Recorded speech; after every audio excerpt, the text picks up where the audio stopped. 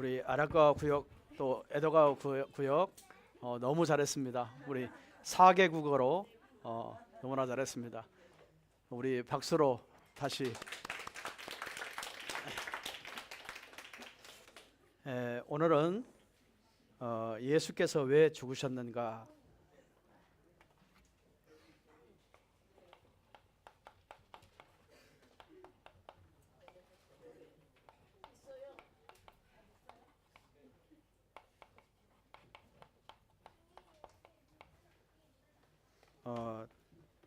빌립보서 3장 5절에서 14절 말씀까지를 바울이 고백한 말씀인데 좀 나중에 꼭 읽으시기 바랍니다.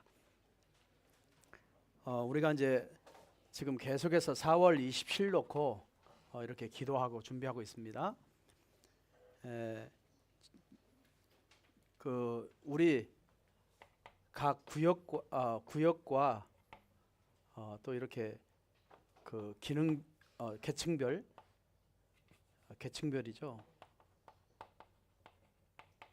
구역별, 계층별.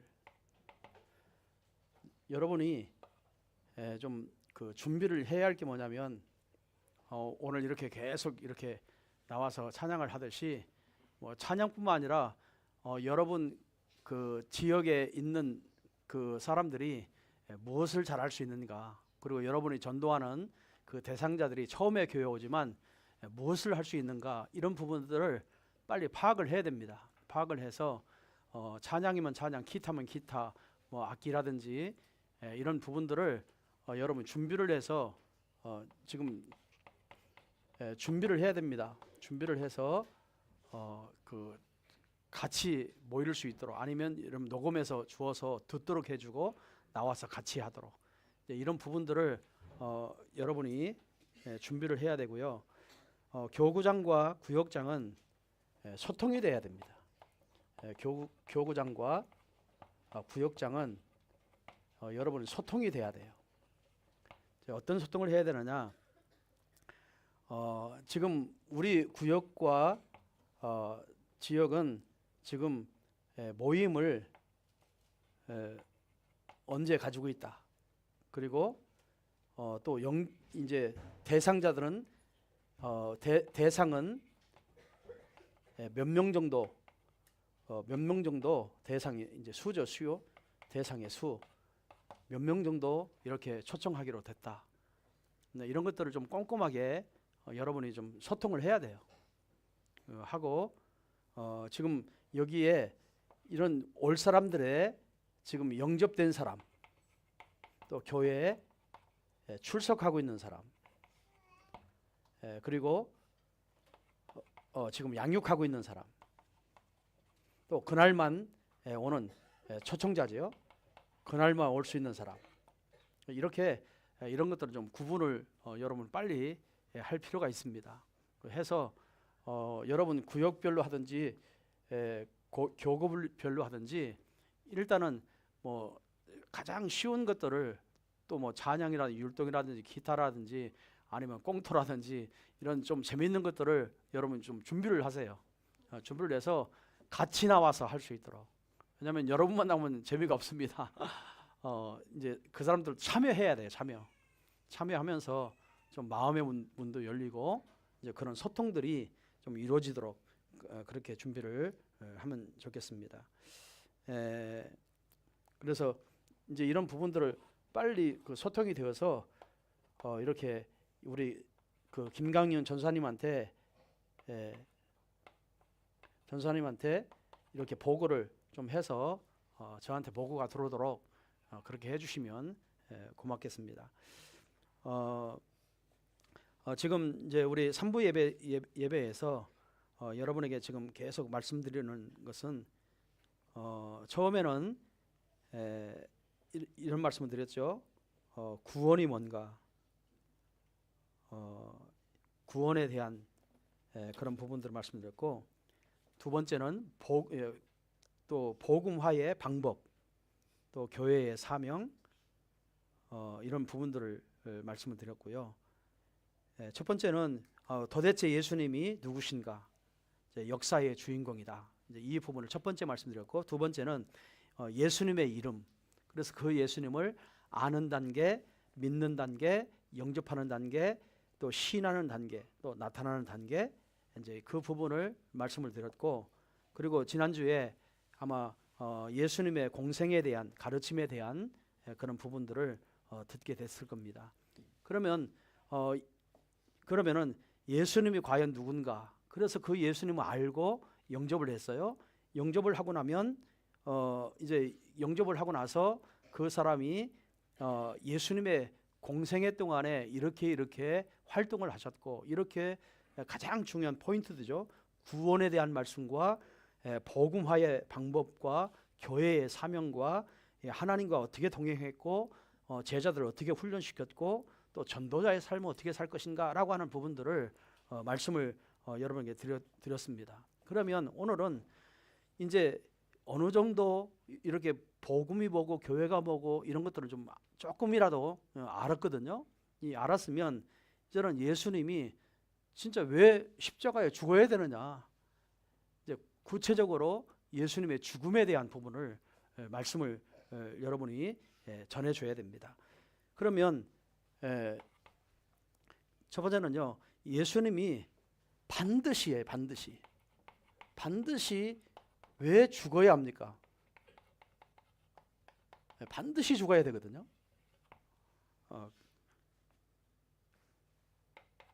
창세기 2장 17절에 보면 선악과를 알게 하는 나무의 실과를 따 먹으면 너는 정령 죽으리라 그랬거든요. 하나님의 약속을 어기면 반드시 죽는다고 그럽니다. 죽음이 찾아와요. 그래서 우리 인간은 3번 죽죠. 영적으로 첫 번째 죽고, 두 번째는 육신과 영이 분리돼서 죽고, 완전히 지옥과 천국으로 나눠져서 죽고, 그래서 인간은 반드시 3번 죽게 되어 있습니다. 그런데 첫 번째 죽음은 아담의 후손으로 태어난 모든 인간은 첫 번째 죽어서 태어난 거예요. 영적으로 죽었다 이 말이죠. 반드시 죽어요. 그래서 왜 죽어요? 죄의 결과로 죽습니다. 죄의 결과로. 자, 로마서 3장 23절과 로마서 3장 10절과 23절에 보면은 의인은 없나니 하나도 없어요. 그래서 모든 사람은 다 죽는 것이 정해져 있어요. 죽게 되어 있습니다. 왜 죽어요? 요한복음 8장 44절. 사단에게 완전히 장악되어 있기 때문에 사단의 손에 있는 그 자체가 영적으로 죽은 거예요. 로마서 8장 2절에 모든 사람이 죄 때문에 사망에 이르렀어요. 죽었단 말이죠. 그래서 로마서 5장 8절에 또 5장 19절에 뭐라고 합니까? 모든 인류는 죄 때문에 죽는데 그 죄를 대신해서 예수 그리스도가 오셨다고 말씀합니다. 우리 죄 때문에 다 죽어야 되는데 이 죄의 문제를 해결할 수 있는 자격자가 와야 돼. 자격을 갖고 와야 돼요. 그 자격을 가지신 분이 누구예요? 동정녀 마리아에게 탄생하신, 성녀로 잉태되신, 아담의 후손과 아담의 족보 속에 태어나지 아니하신 그 그리스도를 통해서만 우리 인간이 모든 죄를 사함받을 수 있는 겁니다. 죄가 없는 분이 오셔야 되는 거예요. 죄를 가진 사람이 죄인을 용서할 수가 없어요. 오늘 저와 여러분이 아무리 잘못한 것을 용서한다 할지라도 그 용서 하나만 한 거예요, 사실. 왜죠? 죄인이기 때문에. 근데 진짜 용서는 죄가 없는 분이 용서를 해줘야 진짜 용서가 되는 겁니다. 그래서 예수님이 이 땅에 오시기로 약속이 된 거예요. 그래서 지구상의 사건 중에 가장 큰 사건이 뭐냐면 예수님이 죽었다는 겁니다. 그래서 더욱 죄가 없으신 분이 이 땅에 오셔서 수백 년 전에, 수천 년 전에 예언하신 대로 예수님 오셔서 십자가에 죽어야 되는 거예요. 그래서 구약 성경은 다 예수님이 이렇게 죽을 거야, 너의 죄 때문에 이렇게 죽을 거야, 그 설명이 모든 성경에 다 기록되어 있습니다. 그래서 구약의 주제를 말한다면 예수님의 죽으심이에요. 그거를 예언한 거예요. 그거를 구약 성경이라고 합니다. 처음부터 유월절 사건, 이삭이 모리아산에 죽는 사건, 또 요나의 사건, 막 그 큰 물고기 뱃속에 들어가잖아요. 그래서 지옥을 체험하잖아요. 또 양 잡는 의식, 소를 잡고 비둘기를 잡는 의식, 구약의 모든 것은 그림자이신 예수님이 실체로 오셔서 십자가에 죽을 것을 말씀하신 겁니다. 그래서 구약의 주제는 메시아가 오셔서 십자가에 죽을 것을 계속 예언한 게 구약의 약속이에요. 그 성경이요 다 기록돼. 왜 죽어야 됩니까? 우리 인간이 이런 문제, 이 죄 문제를 해결할 수 없기 때문에 인간을 대신해서 회복해 주실, 죽으실 그리스도가 필요했던 겁니다. 그래서 그리스도 메시아를 계속 보내겠다고 약속하신 게 구약이에요. 그러면 예수 그리스도의 죽음은 어떤 결과가 나올까요? 그리스도가 죽으신 이유, 결과지요. 오늘 예수님은 고린도후서 5장 21절에 보면은 우리 죄를 대신했다 그랬어요. 대신. 예수님이 대신해서 죽기 위해서 오신 거죠. 히브리서 9장 28절에 보면은 많은 사람의 죄를 담당하기 위해서 오셨다. 많은 사람이죠. 사람의 죄를 담당하시려고 오셨대요. 또 히브리서 10장 10절에 보면은 그리스도의 몸을 단번에 들이심으로 말미암아 우리를 흠이 없고 거룩하게 하셨다. 그래서 우리를 죄인에서 의인으로 이렇게 바꾸시려고 예수님이 십자가에 죽으신 겁니다. 자, 베드로전서 3장 18절에 보면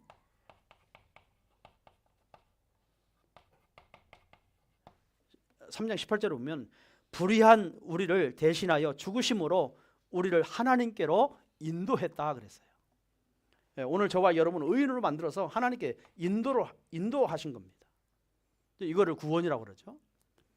오늘 저와 여러분이요, 그리스도가 죽으심으로 저와 여러분이 정말 이렇게 의인이 된 거예요. 자, 그러면 예수 그리스도의 죽음의 비밀이 뭘까요? 왜 죽어야 했습니까? 우리가 늘 메시지 할 때마다 안 나올 때가 없지요. 그 비밀이 뭐예요? 요한일서 3장 8절. 마귀의 일을 멸하시려고 예수님이 죽으시는 겁니다. 또 요한복음 14장 6절에 하나님 만나는 길을 여시려고 예수님이 십자가에 죽으신 겁니다. 또 로마서 6장 6절에 보면은 죄의 몸을 멸망하여 다시 죄의 종로로 하지 못하게 하려고요 죽으셨다고 합니다. 오늘 저와 여러분이요 다시는 죄의 종로로 하지 못하도록, 그래서 예수님이 십자가에 죽으신 거예요. 이게 비밀입니다. 자, 그러면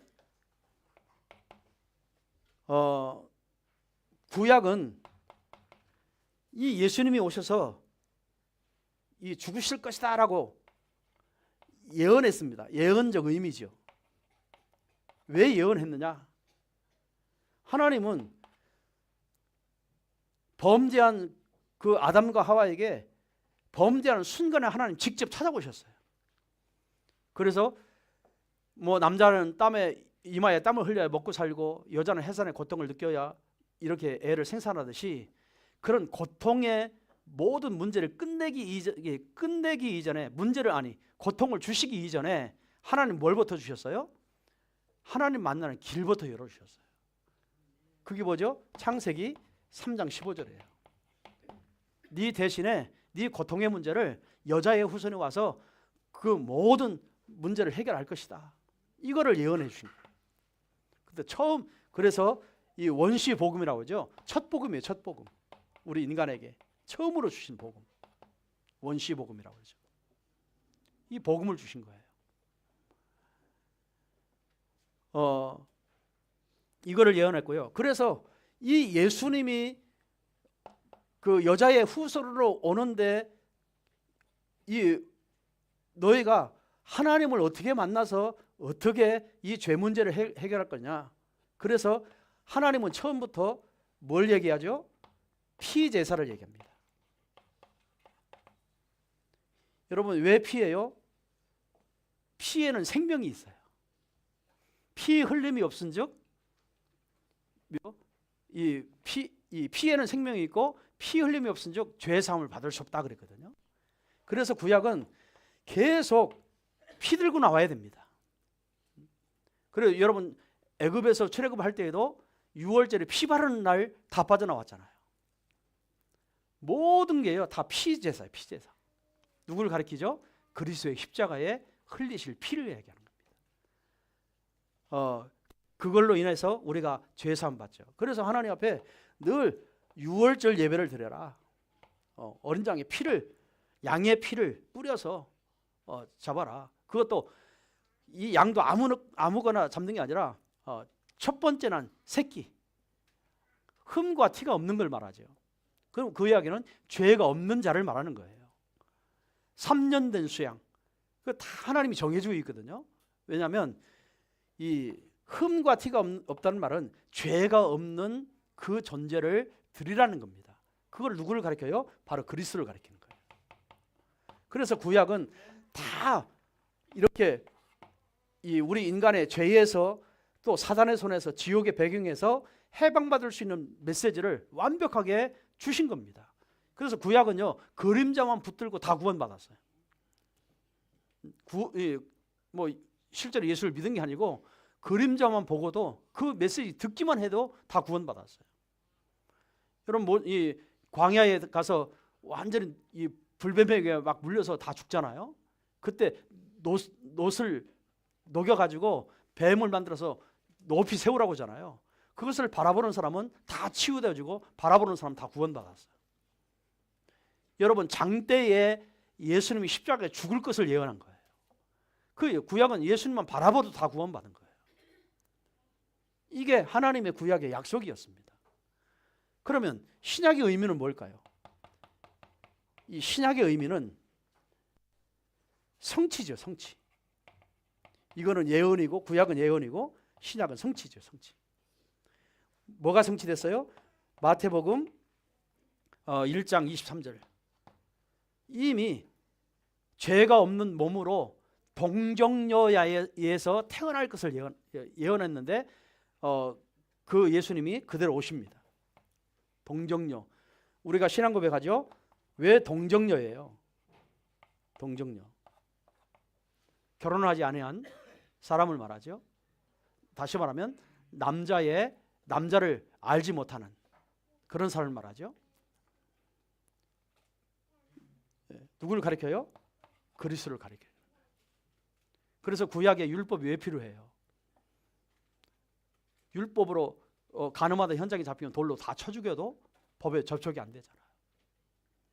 사실은 좀 신학적인 용어로 깊이 이야기한다면 사실 동정녀를 지키기 위해서 그런 겁니다. 그런데 그 당시에도 어마어마한 음란하고 타락해 있었어요. 동정녀 찾기가 힘들어요. 그런데 저 시골 베들레헴에서 거기에서 다윗의 동네에서 이 마리아가 하나님이 예비된 사람이 있었던 겁니다. 그래서 성령으로 잉태하게 하죠. 그래서 요셉과 정혼하기로 약속만 했지 어떤 이 성적인 관계를 맺지 않은 상태예요. 그래서 막 두려워했잖아요. 그때 천사들이 나타납니다.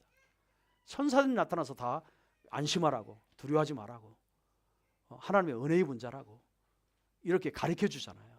그러면서 지켜주잖아요. 예, 성령이 하지 않고는요 동력녀를 지킬 수 없는 거예요. 그래서 정말 예수님이 죄 없는 몸으로 이 땅에 오셔야만 되는 겁니다. 마태복음 3장 16절에서 17절에 보면 하나님의 아들로 오셔야 돼요. 하나님의 아들로 와야 돼요. 아들. 그래서 성자 그러죠. 독생자 그러죠. 하나님의 아들로 오셔야 돼요. 아들로 오시는데 어떻게 오세요? 요한복음 1장 14절에 말씀이 육신을 입고 오셨어요. 그러면 말씀은 누구예요? 하나님이죠. 하나님이 육신을 입고 이 땅에 오셨다는 의미입니다. 그래서 삼위일체는 따로따로가 아니고 하나잖아요. 하나. 그렇죠? 예, 하나예요. 하나. 쉽게 말하면 하나님이 우리 인간을 구원하기 위해서 육신을 입고 이 땅에 오셔서 그리스도의 역할을 하기 위해서 십자가에 죽으신 거예요. 죽으시고 이제 다음 주에 나오겠지만 3일 만에 부활하십니다. 부활하셔서 이 하나님이 예수님이 승천하시죠. 승천하기 전에 제자들에게 늘 말한 말씀이 있었어요. 사역하면서 순간순간 말할 때가 있었어요. 어떤 말씀하셨냐? 내 대신에 보혜사 성령을 너에게 보내주겠다. 이거는요 공생애 동안에 말씀하신 거거든요. 십자가에 죽기 전부터 얘기했어요. 내가 다시 죽은 후에 부활해서 하늘나라 갔다가 처소를 예배로 가고 그리고 다시 내가 올 것이다. 그래서 그 성령이 내가 올 것이다. 이거를 말씀하셨어요. 그게 삼위일체 하나님이잖아요. 이제 성경에 삼위일체라고는 단어는 없습니다. 단어는 없는데 왜 삼위일체입니까? 이 세 분이 그렇죠. 삼위죠. 이 일체. 예, 한 몸이 됐다. 삼의 그 성부 하나님, 성자 예수님, 성령의 하나님이 하나가 됐다 이 말이에요. 그래서 예수님도 그랬어요. 나를 본 자는 아버지를 봤다. 그랬거든요. 어떻게 예수님을 봤는데 아버지를 봤다고 합니까? 그 아버지가 바로 예수님이기 때문에. 예?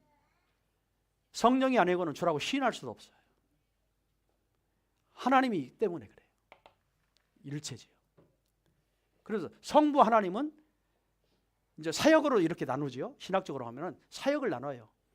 성부 하나님 함께 성부 성자 성령이 함께 계셨는데 사역을 볼 때는 성부 하나님이 이 세상의 모든 만물을 창조하기로 이렇게 설계를 하신 거죠.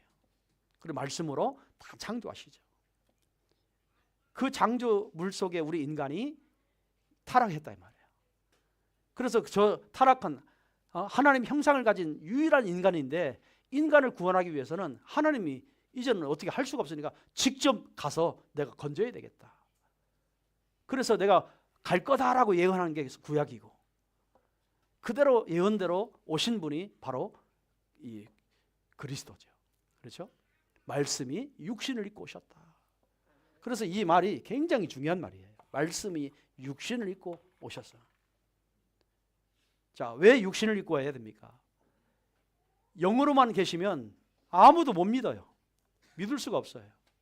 또 느낄 수도 없어. 들을 수도 없어요. 그래서 육체를 갖고 왜 오셔야 되느냐? 반드시 십자가에 죽어야 되기 때문에. 예? 죽어야 되기 때문에 육신을 입고 오셔야 되는 거예요. 다시 말하면 피 흘림이 없은즉 죄 사함이 없느니라. 피를 흘리기 위해서 육신을 입고 오셔야 되는 거예요. 그래서 예수님이 말씀이 육신을 입고 있다는 것인 거예요. 그분이 바로 그리스도이십니다. 그래서 그리스도의 역할을 하신 거죠. 그래서 우리가는요, 예수를 믿는 게 아니고 예수님이 그리스도의 역할을 하신 그 그리스도를 믿는 겁니다. 그러면 그리스도의 역할이 뭐예요? 삼직이잖아요. 삼직. 하나님 떠난 문제, 죄 문제, 사단 문제. 이 세 가지 문제, 근본 문제를 예수님이 십자가에서 해결했다 이 말이에요. 그 삼직을 말해요. 그래서 예수님이 육체를 입고 이 땅에 오셔서 십자가에 죽어야만 됐습니다. 자, 죽음으로 끝나면 모든 일반 사람과 똑같아요. 여러분, 종교의 모든 신들이 다 있지만 아무리 자기가 유명한 신이라 할지라도 다 죽고 말았어요. 부활한 적이 한 번도 없어요. 그렇죠? 부활하지 않아요. 그런데 유일하게 그리스도만 참 하나님이라는 뜻으로 예수님이 부활하신 거예요. 부활하셔서 40일 동안 계시다가 미션을 주시고 그리고 구름 타고 하늘로 올라갔지요. 올라갈 때 제자들이 다 그걸 쳐다보고 있었잖아요. 그때 천사들이 와서 뭐라고 하죠? 왜 하늘을 바라보고 있느냐? 빨리 너희는 가서 예루살렘 전도해라. 유대 전도해라. 사마리아 땅끝까지 전도해라. 몇 날이 못 돼요. 너희에게 성령을 보내줄 거야. 그 성령이 너희에게 임하면 그 힘을 가지고 전도하게 될 거야. 여러분, 이런 메시지를 다 하시고 예수님이 우리 초소를 예배하러 가셨다가 지금은 어떻게 와 계세요? 성령으로 우리 개인 속에 와 계신 거예요. 그렇죠? 그래서 땅 끝까지 이제 예수님의 감람산에서 주셨던 그 미션이 이제 땅 끝까지 이르러 증인되고 세계 복음화 되어질 때 예수님이 다시 재림하신다고 그러잖아요. 그래서 우리의 기독교는 예수님의 탄생, 예수님의 죽으심, 예수님의 부활, 예수님의 승천, 또 성령으로 임하시고 그리고 재림의 주님으로 마지막에 오시는 거죠. 그거를 믿는 겁니다. 그때까지 뭐요? 우리는 증인이에요. 그게 언약이고 그게 세계 봉화입니다. 그래서 구약은 예언이고 신약은 성취됐다. 이거를 말하죠. 그러면 마지막으로요. 여섯 번째는 예수 그리스도의 죽음과 부활의 권능은 어떻게 참여해야 됩니까? 오늘 저와 여러분이 이 예수 그리스도의 죽음과 부활에 참여를 해야 되거든요. 참여한 게 뭐예요? 갈라디아서 2장 20절이 참여한 겁니다. 예수 그리스도가 저와 여러분의 죄를 위해서 십자가에서 피 흘리고 완전히 다 죽으셨거든요. 그 예수님을 우리가 모셔드린 거죠. 그게 참여한 거예요. 다시 말하면 갈라디아서 2장 20절 그리스도가 십자가에 죽으셨나니 이제 내가 사는 것은 그리스도 안에서 내가 사는 것이다. 그래서 예수님이 십자가에 죽을 때 나도 함께 죽었다는 사실을 믿는 겁니다. 나도 죽은 거예요. 그리고 이제 사는 것은 그리스도 안에서 사는 거예요. 그게 참여한 거죠. 이제 이게 구원이라고 합니다. 그러면 고린도전서 10장 31절에 보면 너희가 이제는 그리스도 안에 살았기 때문에 지금부터 너희가 무엇을 먹든지 마시든지 무엇을 하든지 다 하나님의 영광을 위해서 살아라. 이제 하나님께 영광을 위해서 사는 거예요. 영광.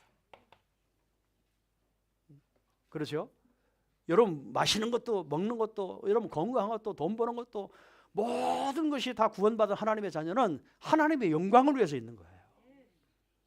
오늘 멜기세덱 제사장이 아브라함에게 막 안수하고 축복하면서 만유의 주이신 그 하나님이 이 하나님 너와 함께했고 하나님이 역사했고 하나님이 승리하게 했다.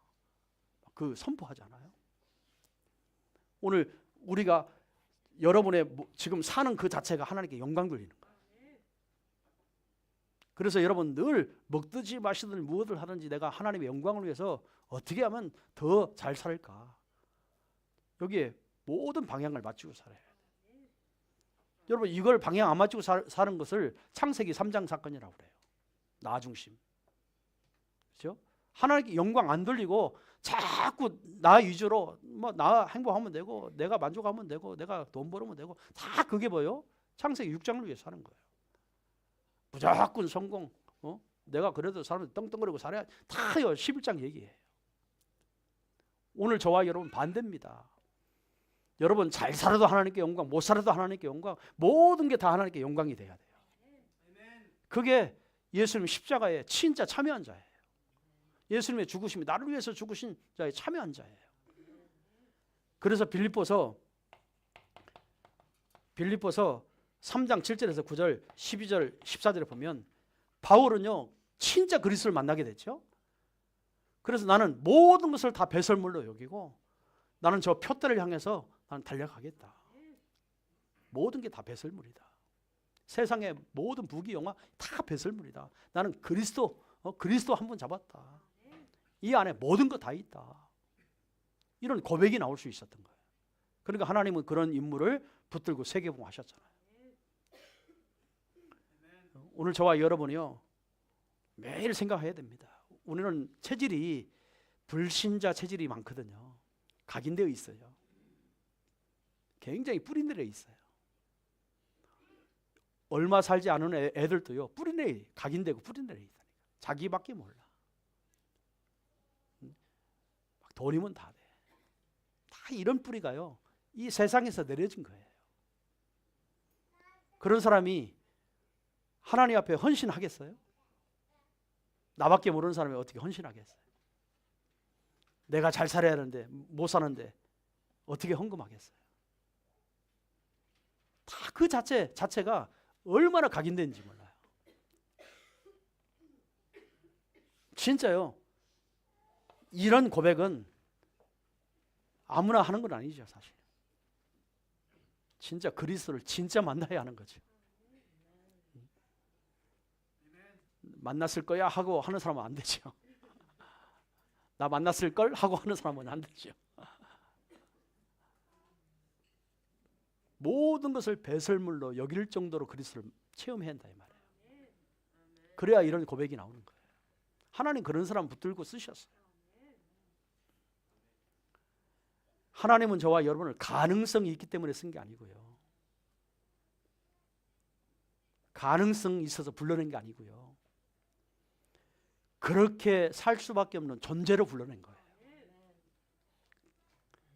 그러니까 우리 신앙생활을 나 자신의 신앙생활을 점검을 잘해야 되는 거예요. 늘 말씀 속에서 흐름을 잘 봐야 되는 거예요.